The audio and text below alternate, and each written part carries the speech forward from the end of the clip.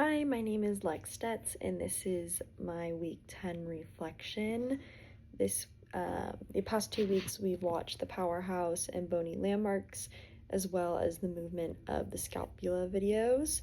To address the question from week 8's video, the Powerhouse and Pilates will be the core, which is not surprising because that's what everything has to do with, and this would include our abdominals, lower back, glutes, and even our pelvic floor, like when we're engaging our core, tucking our pelvis, kind of like we do in ballet. And similar to ballet, like I mentioned earlier, this can provide us control, stability, and it can also help our overall movement so that we're not getting injured or falling over, since sometimes we do stuff with balance.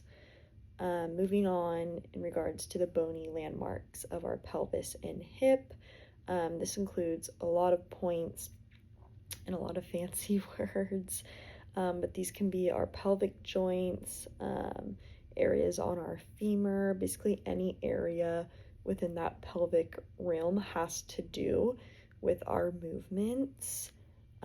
This also includes the upper borders of our pelvic region, and our alignment does come from our frontal pelvic point. Moving on to the week 9 question about scapula movements. This can involve a lot of things, including moving our shoulders up and down. Like if you're beginning a practice or an exercise, you might want to rotate your shoulders to stretch and whatnot. And this obviously includes lowering them down as well. And then this can also be any movement where we are squeezing our shoulder blades together or moving them forward, again, in order to stretch them or to maybe work our back muscles. And then one that we see pretty often is just raising your arms up head or overhead in order to stretch, whether that's in the beginning or the end. And then also when we lower our arms to dive down forward in order to stretch.